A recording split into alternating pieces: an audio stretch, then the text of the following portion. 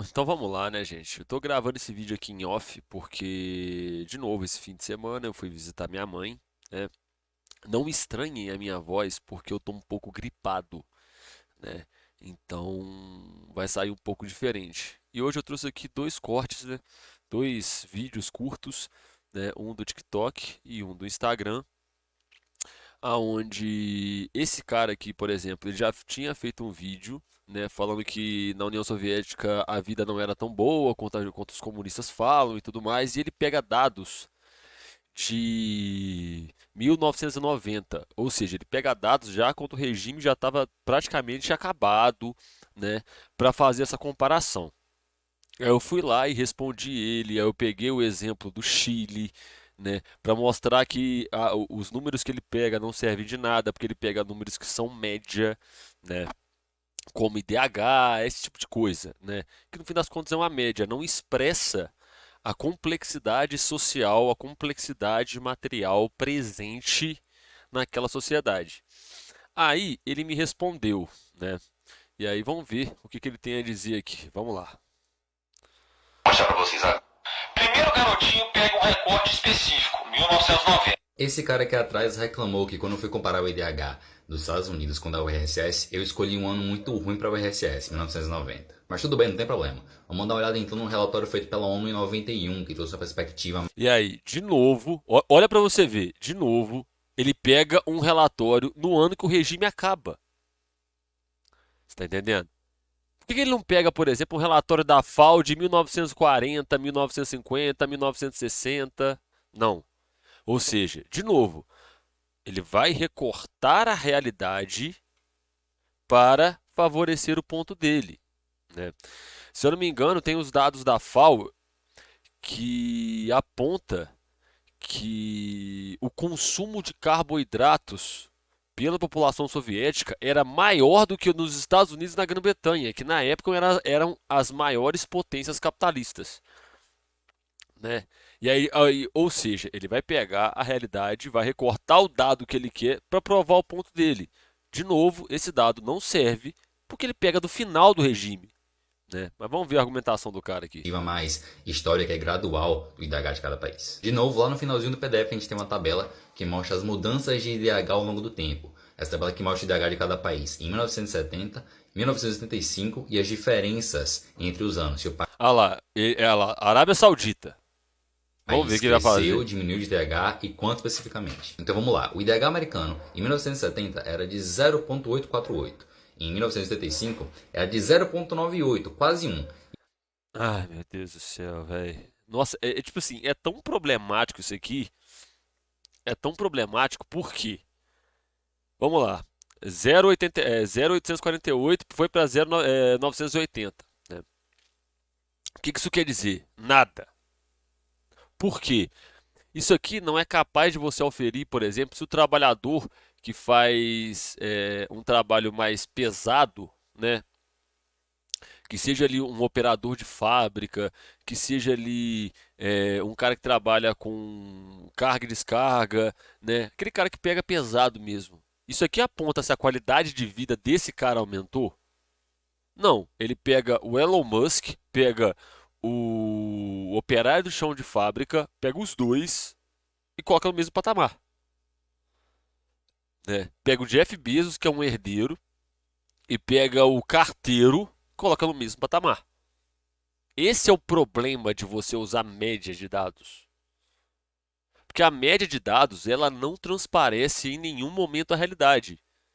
Então o que que acontece? Ele erra na primeira tentativa por escolher um ano que o regime já estava degenerado, erra na escolha do recorte que ele vai fazer para a análise dele. Aí eu faço a crítica a isso. O que que ele faz? Ele repete o erro. Você está entendendo? Mas vamos lá. E ele cresceu, dentro desse período de 15 anos, 0,132. Já o IDH soviético, em 70, era de 0,821. Em 85, de 0,925. E só cresceu 0,104 pontos. Ou seja, o IDH soviético era menor que a média. E aí, olha para você ver como é que as coisas é. Ele pega um único país, né? E compara com uma república que era formada por vários países, né? Então, tipo assim, por que que se tem esse problema? Porque dentro desse recorte aqui, você tem uma variedade de realidades muito maior do que do outro lado, não é? Você tem um recorte populacional muito maior do que do outro lado. Você pode pegar isso e fazer a crítica por várias perspectivas. Seja, por exemplo, quando você tem uma população maior para se fazer a análise, você tem uma maior dificuldade, por exemplo, de quantificar o quanto a vida dessas pessoas melhorou ao longo do tempo, né? Porque numa determinada região da União Soviética, o desenvolvimento, a produção de riqueza pode ter sido maior, na outra não. E tem toda a questão da forma com a qual aquela sociedade é organizada. Não é tão simples assim fazer esse tipo de comparação. Por exemplo, a China hoje, ela tem o segundo maior PIB do mundo, correto? Só que a China ainda é um país pobre. Tecnicamente falando, gente, a China é um país pobre. Perto dos Estados Unidos, ela é um país pobre, né? Porque que nem, por exemplo, você pega lá o PIB. Vamos olhar aqui. O PIB da China. Vamos lá. Vamos lá. PIB chinês. 17 trilhões de dólares. PIB Estados Unidos da América. 23 bilhões de dólares. Beleza. Né, você tem essa produção do PIB. Agora vamos fazer o seguinte: população. População China. 1,4 bilhão de pessoas. População Estados Unidos da América. 331 bilhões. Então, tipo assim, olha só. Você tem uma população menor nos Estados Unidos e você tem um acúmulo de riqueza muito maior. Aí você tem que pensar primeiro o porquê que é assim, né? Os Estados Unidos é um país que aplica golpe de Estado à torta e direita, é um país que sabota outros regimes, é um país que inicia guerras, é um país que pratica pirataria. Pouco tempo atrás eles estavam roubando petróleo da Síria, literalmente roubando o petróleo da Síria, né? Então, ou seja, quando você pega para analisar esse número aqui, a forma com a qual essa riqueza é acumulada, você tem a problemática, né? Os Estados Unidos é o país que assassinou diversas economias ao longo da história para se manter no topo, né? E aí, essa galera adora usar, por exemplo, PIB per capita. O que que é? Pegar o PIB e dividir pelo número da população. Aí você pega o PIB per capita, vai dar que o PIB per capita dos Estados Unidos é lá no teto. Enquanto você pegar o da China, vai ser bem menor. Mas por quê? Olha a discrepância populacional que você tem aqui. Segundo ponto, desse PIB aqui, quantas pessoas têm real acesso a essa riqueza? Né? Muito menos do que quando você pensa na China. Muito menos. Né? Se você pegar, por exemplo, a qualidade do salário chinês é o que mais tem subido nos últimos anos. O salário chinês já é maior que o brasileiro há um tempo considerável até, né? E eles estão caminhando para ter um salário melhor que o dos Estados Unidos. Então, ou seja, quando você pega vários dados assim, quando você pega, por exemplo, PIB, população, o quanto que essas pessoas têm acesso a essa riqueza, o quanto que da produção que é feita naquele país, aquela população usufrui, o como a produção desse PIB afeta a qualidade de vida dessas pessoas, o quanto que, por exemplo, você tem uma regulação do trabalho, você tem uma proteção do trabalho em cima do trabalhador chinês ou em cima do trabalhador norte-americano. Você tem um conjunto enorme de variáveis para se analisar. Ele pega e resume tudo ao IDH. Você está entendendo? Quando você vai fazer análise de qualidade de vida em qualquer lugar, você tem que pegar e colocar várias variáveis que entram nessa conta, né? Não é IDH, PIB per capita. Não, gente, vamos lá. Qual que é a seguridade que um trabalhador chinês tem? O quanto que o salário dele rende, né? Por exemplo, né, o quanto que sobra do salário desse trabalhador para ele poder gastar com entretenimento, com qualidade de vida, né?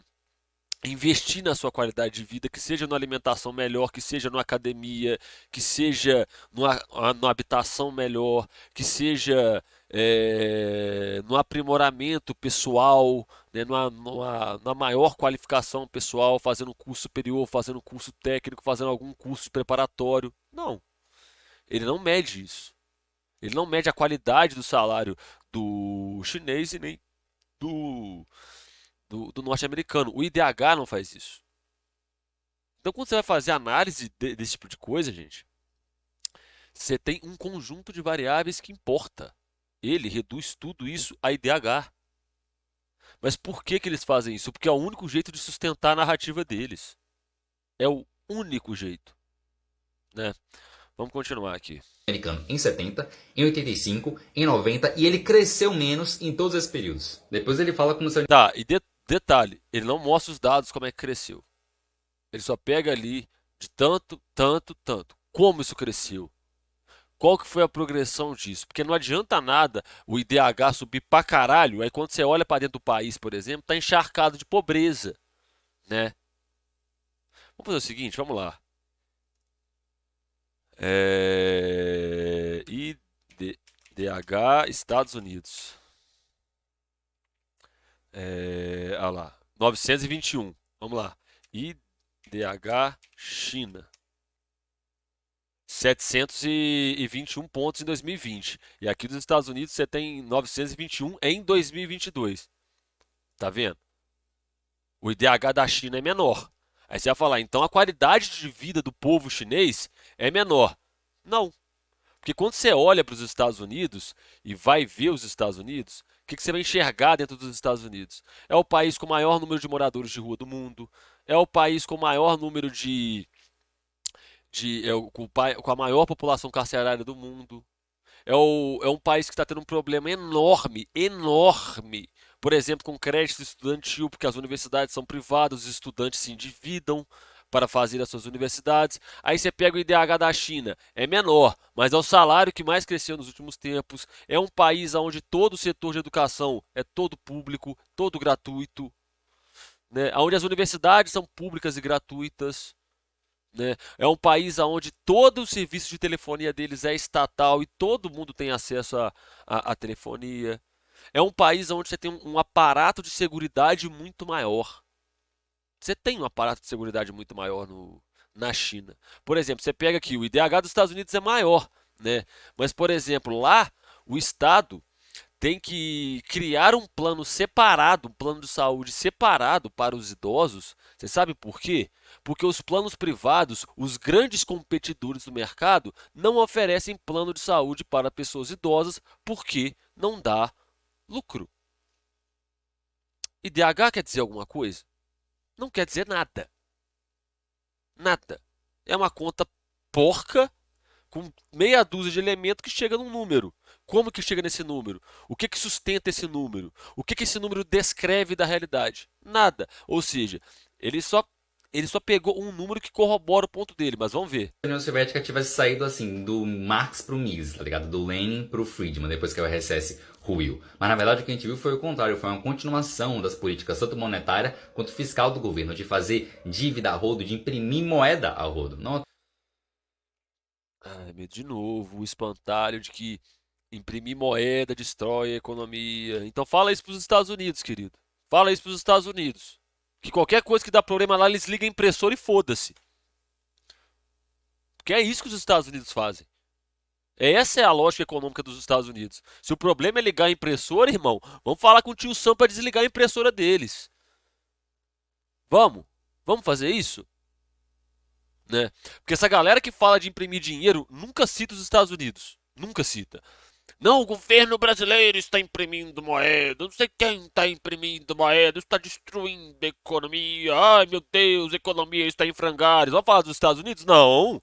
Calma aí, gente. Calma aí. Né? Por que eles não podem falar dos Estados Unidos? Porque os Estados Unidos é simplesmente o país que mais imprime moeda. Os Estados Unidos é o país que mais assassinou economias ao longo do tempo para se tornar uma grande economia. Recomendo John Perkins, novas confissões de um assassino econômico. Tem naquele linkzinho mágico da bio do meu Instagram, da bio do meu Twitter, né? Vou deixar linkado aqui embaixo também, né? Então, o que acontece? Ele vai, no primeiro argumento, ele pega o espantalho para bater. Segundo argumento, ele pega outro espantalho para bater, né? E porque continuou uma determinada política, não quer dizer que ainda é socialismo. Por quê? Para essa galera, ó, continua a política monetária, automaticamente é socialismo. Não privatizou, socialismo. Não concordou comigo, socialismo. Para essa galera é isso. Não concorda comigo, é socialismo. Por quê? Não lê Marx, não lê Engels, não lê Lenin, não lê Mao Zedong. É o seguinte, é socialismo quando eu quero, é capitalismo quando eu quero, porque é tudo sobre o eu nessa teoria porca dessa galera. Correto? Nossa, tem 1 minuto e 18. Já deu 15 minutos de vídeo. Já tive que consertar uma caralhada de merda que esse moleque falou. Quando a agência Reuters foi perguntar pro Andrei Kozlov... Reuters. A Reuters. Vamos ver onde é que a Reuters é baseada? Vamos ver, ó. Reuters é uma agência de notícia britânica, a maior agência internacional de notícias do mundo, com sede em Londres. Foi parte da Reuters Group PIC até 2008. Seu foco estava em tópicos econômicos, mais semelhantes a Bloomberg ou a Associated Press. Também outras notícias. Beleza, isso aqui é só um resumo do que tem a coisa. Então, ou seja, ele está pegando um veículo britânico, né, para falar da União Soviética. Vale lembrar, gente, que no início da Segunda Guerra Mundial, quando o Hitler marchava na direção da União Soviética, a Inglaterra não fez nada não, tá? Enquanto as tropas do Hitler se moviam para o Oriente, a Inglaterra não fez nada não, tá? A França não fez nada não, tá? Esses países só tomam partido da guerra quando a máquina de guerra do Hitler vira na direção deles. Ele assina o Molotov-Ribbentrop com Stalin, vira a máquina de guerra em direção ao Ocidente, né? Aí o pau canta, eles entram na guerra. Um país desse, uma agência num país desse está tratando como neutra, né? Neutra, gente, é detergente, não política. Não existe neutralidade em política, tá ligado? Neutra é aquele detergente que você põe lá na cozinha para lavar sua louça, tá? Que era o presidente do BC na época do Yeltsin, como é que eles iam financiar aquele tanto de dívida que o governo estava fazendo? Ele respondeu: emissões, é claro, emissões. Emissões, para quem não sabe, é um nome bonitinho para imprimir dinheiro. É que levou uma baita inflação na Rússia, que chegou a mais de 100. Tá vendo? O que gera inflação? Imprimir dinheiro. E aí você para e pensa, ô Rodolfo, o Bolsonaro estava imprimindo muito dinheiro na época da inflação? Não. Não. E aí quando você pega um caso como esse, chega para esse cara, olha só, o Brasil não estava imprimindo dinheiro. Por que a gente tem inflação alta? Não sei. Não sei. A resposta dele vai ser não sei. Porque para eles é emissão de moeda, inflação. Pronto. É isso. Porque só tem respostas simplistas. Se você perguntar para esse cara o que ele leu de economia política, a resposta vai ser não sei. Ele não deve nem saber o que é economia política, né? Oh Deus, que coisa sofrível. 100%. Então ele faz o que a gente chama de falácia da anedota. Ele reclamou que eu peguei o IDH como parâmetro para comparar países e deu o exemplo do Chile na América Latina, que embora tenha um IDH muito alto, tem alguns problemas sociais que ele citou lá, mas que não deu muitos números. Mas peraí, não é... Alguns problemas sociais. Alguns problemas sociais. Alguns problemas sociais. Alguns problemas sociais. Pandemia faz pobreza no Chile aumentar e atingir 10,8% da população em 2020. Governo chileno alega que uma inflação alta aumenta a pobreza. Gente, isso aqui é do Chile. Tá? Isso aqui é Chile. Tem alguns problemas sociais. Alguns. Assentamentos populares, o surto abrupto de pobreza no Chile. Que tem a matéria, que vai ter os números, né? Minha vida mudou 100%. Alugamos uma casa, mas depois não deu mais para alugar. A gente tinha ordem de despejo e tivemos que vir para cá. Demorei muito para me acostumar com isso. Pessoa que foi para esse assentamento. Vamos ver se tem foto aqui. Essa matéria não tem. Matéria do estado de Minas, né? E aí você pegar aqui, ó, tem mais. Pobreza pode disparar no Chile. Então você vai vendo que, tá vendo? Tem um monte. Essa revista Oeste, essa revista é uma bosta, né? E o Boric só tá fazendo lenha, né? Perdeu na Constituinte, perdeu um monte de coisa. No Chile, vitrine da América do Sul, 85% não podem pagar por saúde, ó. Tá aqui, ó. As manifestações que aconteceram no Chile foi porque o povo queria mais neoliberalismo, né? Porra, pelo amor de Deus, velho. É uma argumentação típica de criança de quinta série. Pelo amor de Deus. É verdade que o Chile tem, por exemplo, a maior expectativa de vida da América Latina com 81 anos? E não é verdade também que mesmo após a pandemia da Covid-19, Expectativa de vida, ai meu Deus do céu. Se vocês pegar o mapa de São Paulo, tá? São Paulo, maior cidade da América Latina, e pegar pra ver o IDH por região, você vai ver que tem numa região um cara que vive até os 90 anos e na outra que o cara vive até os 50. Aí o que esse tipo de coisa que faz? Pega esses dois e coloca numa média. Expectativa de vida. De novo, um dado genérico para corroborar o meu ponto. Fazer o quê, né? o Chile só tem 4,3% da sua população vivendo na extrema pobreza, em comparação com o Brasil, que é muito menos liberal que o Chile. Peraí, peraí. 4,3? A matéria aqui diz diferente. Cadê? Cadê? A matéria aqui eu acho que diz diferente, não? 4,3, né? 4,3. Aí você pega a matéria aqui, diz que é 10%. Eu não vou achar a matéria aqui agora. Mas vocês já viram no recorte. Chegou a 8,4%. E de pobreza, quase 30%. Mas se tem um ponto. Peraí. Quem que era o ministro da Fazenda nessa época mesmo? Quando o Brasil bate no teto da pobreza, onde as pessoas estão pegando comida no lixo, foi esse tempo atrás aí, foi 2020, 2019. Quem que era o ministro da Fazenda mesmo? Era o Stalin? Era o Engels? Era o Marx? Não, gente, era o Paulo Guedes, aprendiz de Milton Friedman. Tá vendo como é que é? É tipo assim, o dado só vale quando concorda comigo, a realidade só vale quando concorda comigo, tudo só vale quando concorda com o meu ponto, né? Não tenho o que falar desse O cara. ponto do vídeo daquele cara que eu concordo é quando ele fala sobre previdência chilena. De fato, a reforma do Chile foi bem ruinzinha quando se trata de Não, previdência. bem ruinzinha, bem ruinzinha, não, ruinzinha, ruinzinha. Tem gente lá que recebe um quarto de salário de aposentadoria, tá? Um quarto de salário. Isso pra ele é ruinzinha, né? Porque se fosse metade de um salário mínimo, tava show de bola, né? Patético. Em que basicamente quem conseguiu contribuir para a capitalização teve alguma coisa e quem não conseguiu basicamente teve nada. Quem fala muito sobre isso é o economista Paulo. Quem conseguiu contribuir para a capitalização? Que pessoas? Que camada social que mais sofreu com isso? Quem? Pessoas. Em abstrato. Que pessoas? Que grupo de pessoas não se beneficiou com isso? Quem? Nomes. Dá nomes. Quando você pega o jornal chileno para olhar, as pessoas estavam pegando comida do lixo. Resultado de uma política neoliberal. Aí você olha para o Brasil de Bolsonaro, né? Você pode incluir nessa conta o Temer também, porque o Joaquim Meirelles era do Bank Boston. Joaquim Meirelles, não, Joaquim Levy era da Dilma, Henrique Meirelles, desculpa. O Henrique Meirelles era do Bank Boston, Joaquim Levy, que foi do Dilma 2, ele era Chicago Boy, né? Aí você olha o Paulo Guedes, que dali do Dilma 1 que começa a derrocada da economia brasileira, com as belas políticas neoliberais, tá aí o resultado hoje, né? Tá, frente daqui do Brasil, inclusive. Depois pesquisem sobre ele. Depois ele Quem é um economista bom, gente? André Roncaglia.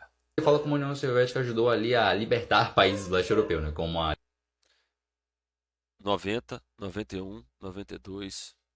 Lituânia e a Estônia. Mas peraí, em se tratando especificamente de Estônia, quando a URSS foi dissolvida lá em 1990, 91, o IDH estoniano A Estônia não existiria se fosse a União Soviética, se não fosse a União Soviética.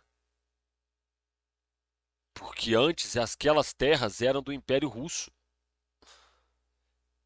Quando eu me refiro a esse ponto, eu estou falando do processo onde o Lenin faz, onde tem a revolução e o Lenin separa os territórios.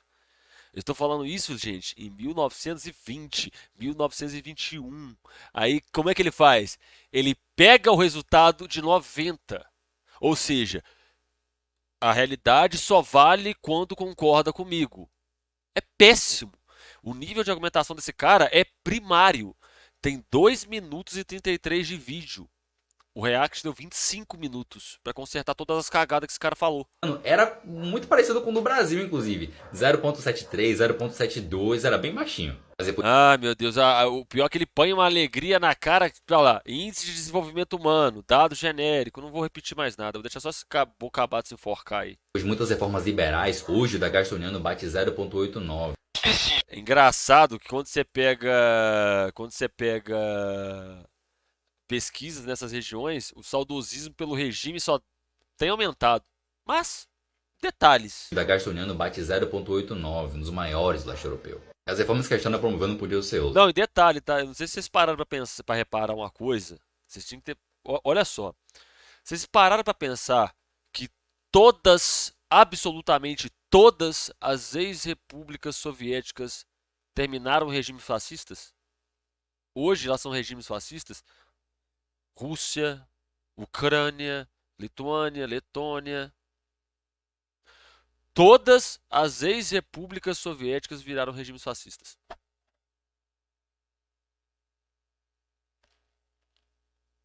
Fala nada. Né? Processo de privatização, promoção de política visando liberalização de mercado e disciplina. Liberalização de mercado. Liberalização de mercado. O que é liberalização de mercado? Não sei.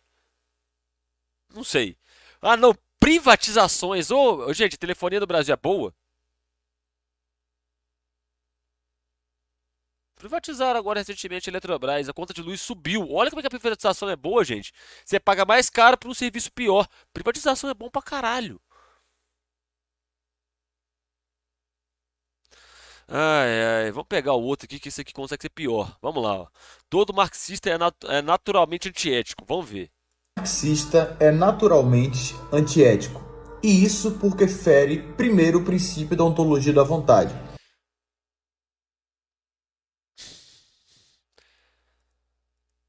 Ai, meu Deus do céu! Em que sentido, Gabriel?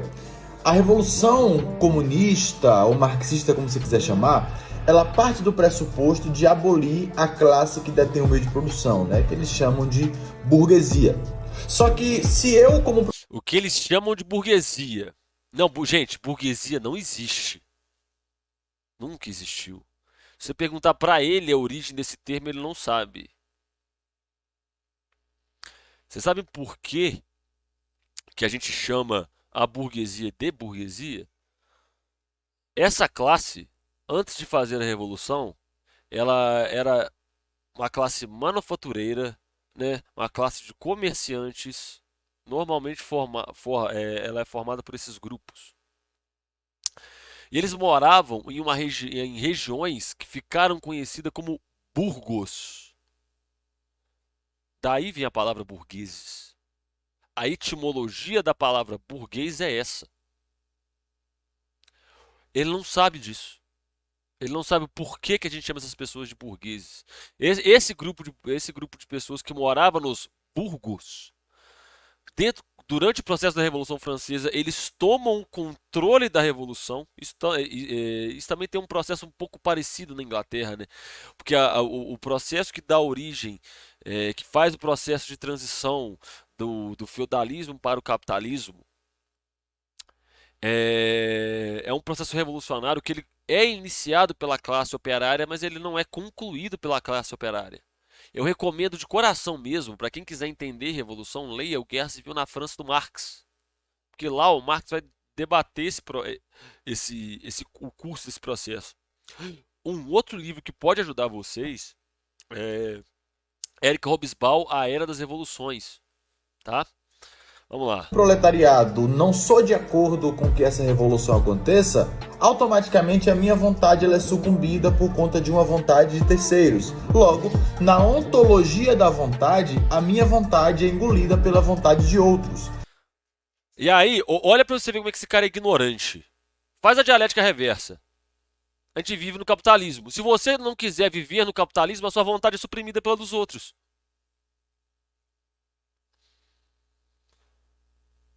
Você entendeu? Se você pegar justamente o que ele fala e botar o processo reverso, e fazer a dialética reversa, acabou. E as pessoas que vivem no sistema capitalista e não querem viver neles, eles têm a sua vontade suprimida? Aí não, né? Aí não. Aí é tudo ético, né? E isso é completamente antiético. Não há respeito à liberdade. Liberdade e no capitalismo, que a sua liberdade ou é trabalhar ou é morrer de fome. Puta liberdade que a gente tem no capitalismo, né? O outro aspecto dentro desse sentido é que nessa linha marxista ela fere a ética kantiana, ou seja, o imperativo categórico que vai dizer não faça, em resumo, né? Não faça com os outros aquilo que você não quer que aconteça com você. Ele não leu Kant. Ele não leu Kant porque o imperativo categórico não é isso. Mas Isso fere ética aristotélica, isso fere ética aristotélica. isso fere o direito natural. Direito natural não existe. Simples. Direito natural não existe. O direito, as leis, são coisas criadas por homens para reger um grupo de homens. Você entendeu? Primeiro se tem a sociedade para depois se ter um código de leis. Não se tem um código de leis para depois se ter uma sociedade. É bem simples de entender. Primeiro se tem uma organização social coletiva, né? Porque dois dos fatores que contribuíram muito ao longo do tempo para a humanidade se perpetuar enquanto espécie foi a divisão social do trabalho e o trabalho teleológico, tá? Porque agora para e pensa por um segundo, se você tivesse que produzir tudo o que é necessário para a reprodução da sua vida sozinho, você tivesse que construir sua casa, produzir a própria comida, né? Fazer todas as suas atividades sozinho. Você não ia fazer nada, né? E, cara, essa questão do código de leis, gente, é um processo dialético. Você tem organização social, você tem uma necessidade da criação de regras, vai nascer o código de leis. Se eu não me engano, um dos primeiros códigos de leis foi o Código de Hammurabi. Com você tendo o código de leis formado, esse código de leis vai reger a sociedade. E ao longo do tempo, isso se torna um processo dialético. Por quê? Você tem a sociedade, vai fazer o código de leis. Esse código de leis vai regular a sociedade. Só que com o passar do tempo, essa sociedade vai se tornando cada vez mais complexa. Essa sociedade precisa aprimorar o seu código de leis. Você tem um aprimoramento, você tem um novo código de leis. Esse código de leis vai reger a sociedade. E assim sucessivamente. Mas o ponto de partida é a formação da sociedade. Ele simplesmente ignora isso e coloca o direito natural no meio. Por quê? Porque a realidade é que se foda, né? Tá? Isso fere até mesmo a ética argumentativa hoppeana, né? Da ideia de autopropriedade. A autopropriedade não existe. Você só tem propriedade sobre aquilo que é alienável de você. Tá? Filosoficamente, esse negócio de autopropriedade não faz nem sentido. Juridicamente, você tem dispositivos que atestam que você é dono do seu corpo, mas isso é apenas um mecanismo jurídico, que aí é o que vai dar origem a documentos como CPF, documentos como carteira de trabalho, identidade, entre outros, carteira de estudante. Mas aquilo ali é para ter um registro seu dentro do Estado, como um controle para saber quem que transita dentro daquele território. Você tem mecanismos para isso. Ele não, ele pega um monte de porcaria que ele nunca leu, bota no mesmo balaio, bota um monte de conceito raso, foda-se a realidade, é isso aí. Logo, não tem como unir o marxismo à ética. O marxismo ele é naturalmente antiético. Não tem como. Detalhe, ele parte da concepção de ética universal, né? Ele parte da concepção de ética universal. Todo mundo tem a mesma ética, foda-se. Unir ética e marxismo, tá bom? Sempre que uma vontade sobrepõe a outra, você cria um autoritarismo. Mas e a vontade do burguês que sobrepõe a do proletariado? E aí? Tá aqui, ó. Tá aqui no chat, ó. Ah, no chat não, nas perguntas, aqui. E a vontade do burguês que sobrepõe o proletariado? Tá aqui. Eu não posso utilizar a argumentação da democracia da maioria para justificar barbaridades, porque tem um crivo ético. Exemplo Que crivo ético. disso, a Ku Klux Klan, você tinha maioria, mas era antiético. A escrava Eles estão aí até hoje. É antiético? Eles existem até hoje. O nazismo é antiético. Tem grupo neonazi nos Estados Unidos até hoje. Tá vendo como é que é? Pega a dialética, pega o próprio conceito que ele coloca, faz a dialética reversa. Acabou. Acabou. escravidão no Brasil. Você tinha uma parte que apoiava aquilo ali, grande parte de parlamentares, inclusive, os senhores de café, mas era antiético.